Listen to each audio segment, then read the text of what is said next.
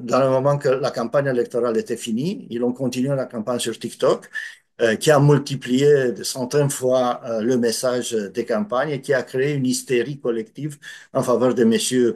Georgescu, qui était présenté comme quelqu'un qui a un message divin pour le Roumain, qui va sauver la Roumanie. Fait extrêmement rare en Europe, la Roumanie a annulé son élection présidentielle 2 jours avant le second tour, qui devait avoir lieu ce dimanche 8 décembre. Les autorités roumaines soupçonnent la Russie d'avoir tenté d'influencer le scrutin en sponsorisant la campagne du candidat d'extrême droite, Călin Georgescu, menée principalement sur TikTok. În același timp, astăzi, așa cum știți, trebuia să fie turul 2 al alegerilor prezidențiale.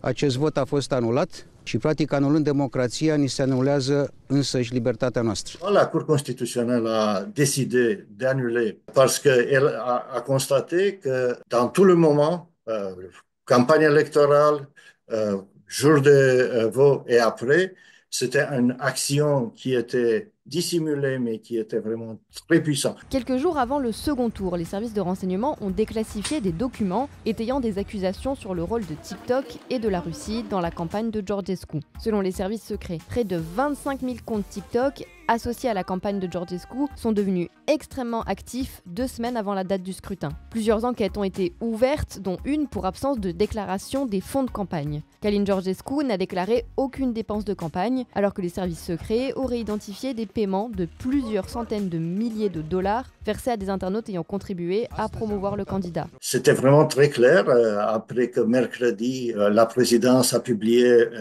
a désécrétisé le rapport, que c'était une inégalité flagrante entre les candidats et que la correctitude des processus n'est pas respectée. Technocrate anti-vax totalement inconnu du grand public auparavant, Călin Georgescu était arrivé en tête au premier tour à la surprise générale avec 23% des voix, alors qu'il n'était crédité que de 1% des intentions de vote il y a à peine quelques semaines. Il est devenu conspirationniste, anti-vacciniste, anti-restriction, et voilà pourquoi il était vraiment très connu dans le milieu TikTok. Plusieurs fois, il a fait des commentaires sexistes, antiféministes, fondamentalistes religieuses et plutôt fascistes. Et pour M. Georgescu, c'est pas du tout un vote économique, c'est plutôt un vote contre l'Europe. L'Europe, comment Poutine décrit l'Europe, c'est-à-dire l'Europe décadente, l'Europe qui ne reconnaît pas le racine chrétienne. C'est le discours de M. Georgescu qui est plagié totalement du discours de M. Poutine. Ils disent que la Roumanie est humiliée par l'Occident et qu'il faut que la Roumanie reprenne en main son destin.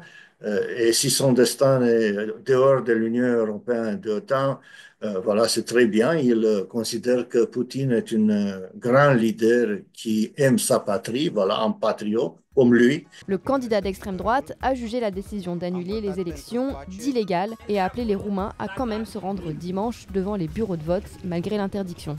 În această zi, statul român a luat democrația și a călcat-o în picioare.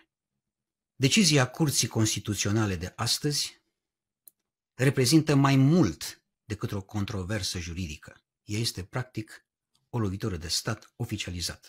La date du nouveau scrutin sera fixée par le futur gouvernement issu des récentes législatives. On va recommencer le processus de début.